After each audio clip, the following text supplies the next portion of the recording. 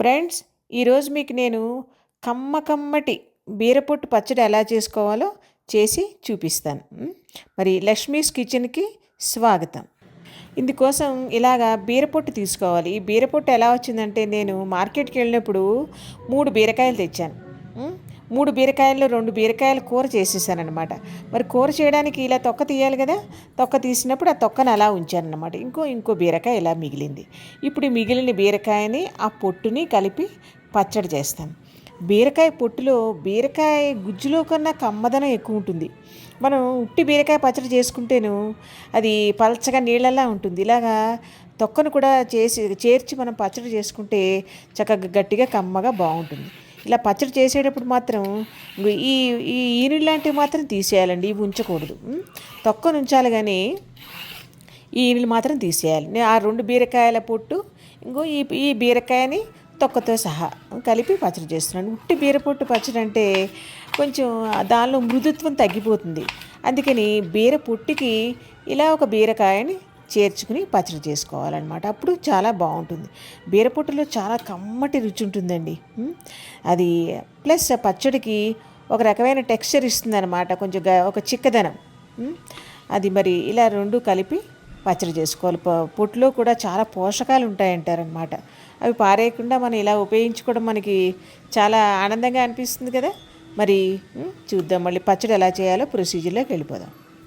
ఇలా స్టవ్ మీద మూకుడు పెట్టుకుని దానిలో ఒక 2-3 స్పూన్లు నూనె వేసుకుని, 3 స్పూన్లు నూనె వేసాను, 4 వేసానండో 4 స్పూన్స్కి అది గోరువెచ్చగా అయ్యాక ఇలాగా కొద్దిగా మెంతులు, మనం తీసుకున్న బీరపొట్టుకాయకి కొద్దిగా మెంతులు, కొంచెం జీలకర్ర, ఇలా నువ్వులు, ఈ 3 కొంచెం దోరగా వేగాలన్నమాట. వేగిన తర్వాత ఎండుమిరపకాయలు వేసుకోవాలి.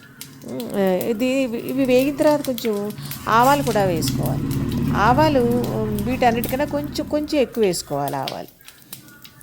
ఈ మెంతి వాసన గుమగుమ ఇవి కొంచెం ఇవి వేగుతుంటే కెమెరాని తీయడం మర్చిపోయాను. సో ఇది ఇంకా ఆవాలు కొద్దిగా ఎక్కువ వేసాను, చూసారా. ఇవన్నీ వేగిన తర్వాత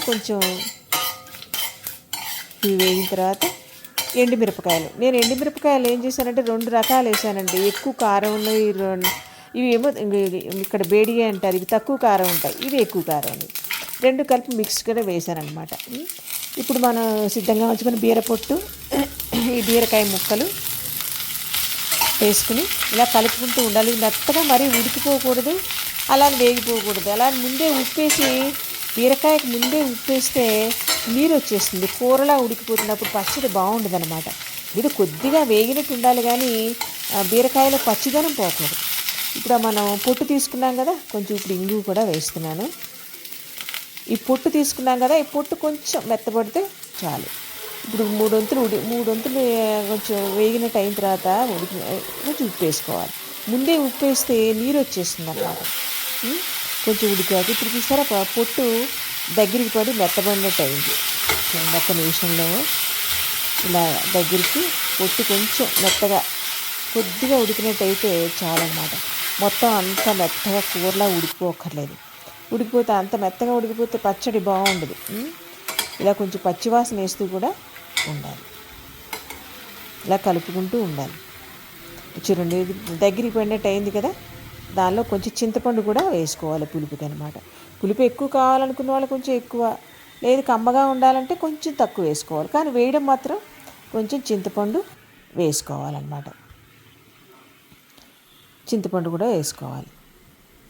ఇలా మగ్గిన దాన్ని మనం మిక్సీ జార్లో వేసుకుని కొంచెం చల్లారిన తర్వాత మిక్సీ జార్లో రుబ్బుకోవాలి. ఈ రుబ్బుకోవడం కూడా మరీ పేస్ట్లా రుబ్బేసుకోకూడదండి, బాగుండదు, రుచి ఉండదు. ఇలా కొంచెం ఇలా పలుకుల్లాగా, చూసారా ఆ బీరపొట్టు పలుకులు ఎలా కనిపిస్తున్నాయో, ఎండుమిరపకాయ పలుకులు, బీరకాయ కూడా ఇలా కొంచెం పలుకున్నట్టుగా ఉండాలన్నమాట. ఇలా ఉంటేనే అది రుచి చాలా బాగుంటుంది.